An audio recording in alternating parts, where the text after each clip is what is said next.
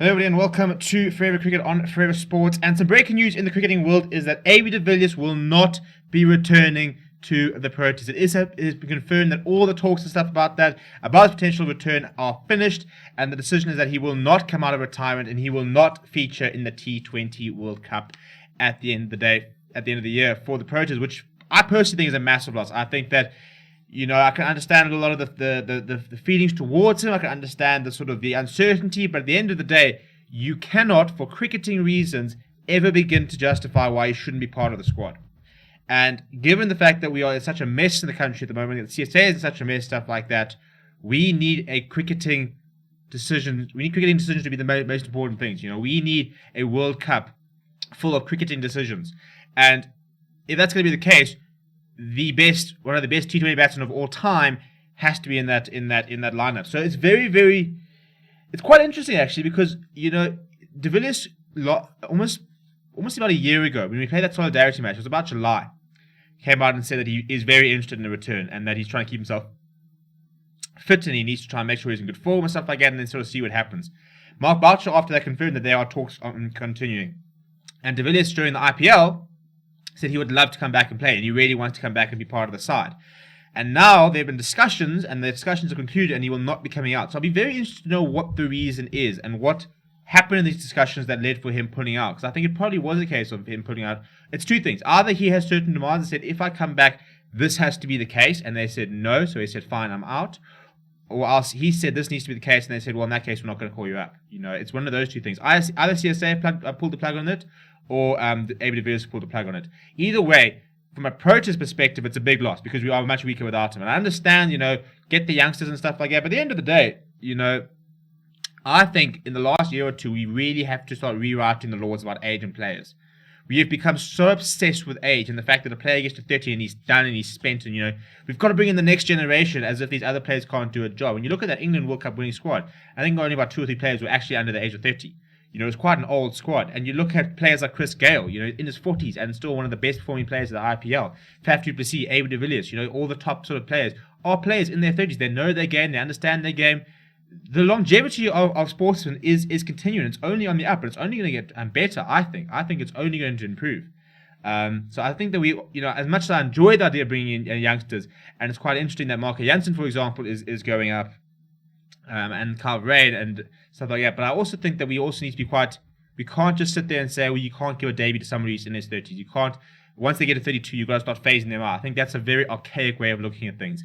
There's 2 squads have been announced for 3 squads, I suppose. The squads for the West Indies Test Tour and the T20 Tour to West Indies, and then the squad for the Irish Series. And it's a full-string squad for the Ireland Series, which is quite interesting.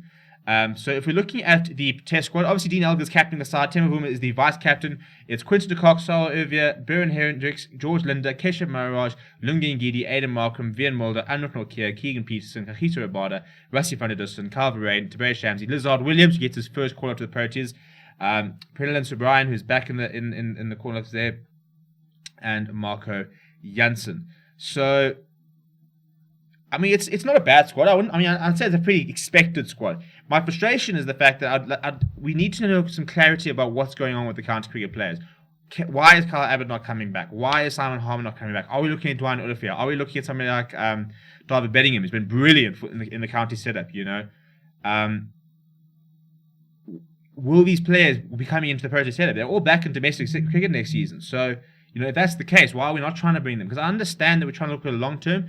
But at the moment, the Proteas need to start winning matches. The best way of getting our credibility back in the world forum and in the cricketing world is to start winning matches and start becoming a better side. And if that means you have to bring in players who've got a bit of a controversial past, so be it. Bring in the best players, start getting results, and then we can start sort of negotiating and plotting a way forward. But at the moment, it's a bit of a new dawn in South Africa, but at the moment, the performances on the pitch are really, really subpar. The T20 squad is obviously captained by Temba Bavuma, who had his first opportunity to captain the T20 squad. He was ruled out of this series against Pakistan, didn't get to play. Quinton de Kock, Bjorn Fontaine, Reza Hendricks, Heinrich Klaassen, George Linder, Sasanda Magala, Jan Milan, Aidan Markham, David Miller, Lungi Ngidi, Anrich Nortje, Adila Petlequire, Dwayne Pretorius, Kagiso Rabada, Tabraiz Shamsi, Rassie van der Dussen, Carl Verreyn. And I think it is pretty much exactly the same squad. I think it is going to be going to Ireland as well. I think Keshav Maharaj comes in for the Irish squad, Irish tour as well for the ODIs.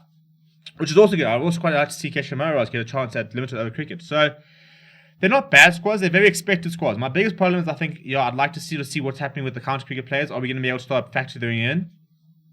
Because I think, but I also think there are county players and the county players. There are some players for me who left when, Riley was so. CSA was basically quite a lot into him. And it was quite a slap in the face when he went off.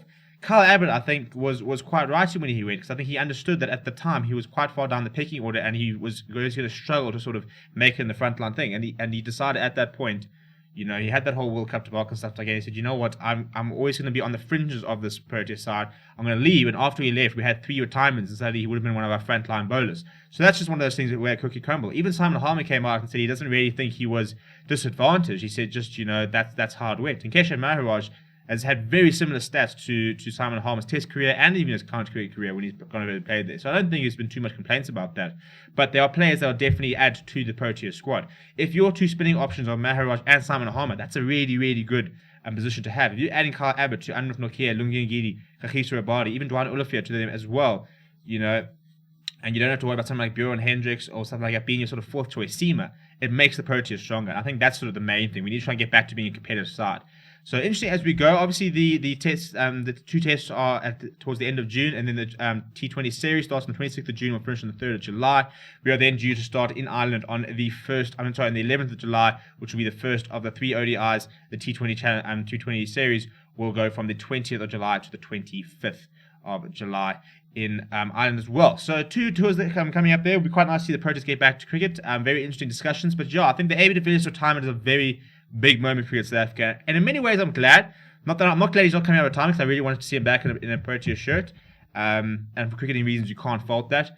But, we needed that certainty. We needed to know what was happening. We can't just every single press conference, what is happening? Is he coming back? What can we expect? So at least now they've closed the book on that chapter, and they now need to forge on ahead. I'm a bit worried that Faf du Plessis is not going to be involved. I mean, he has not retired from the Proteas in terms of limited cricket, and I think he will definitely be a part of the T20 squad. So when do you start bringing him back in? I understand they're trying to give him some space. He doesn't have a national contract, but he definitely goes to the T20 World Cup. That's non-negotiable. He goes to the World Cup next year. I personally could see him at the 2023 World Cup as well. I mean, one of our best limited over players in history.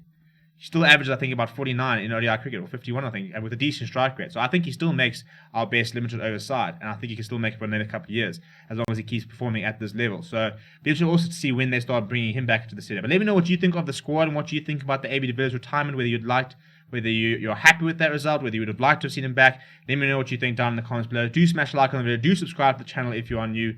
My name is Steven, and I'll chat to you soon.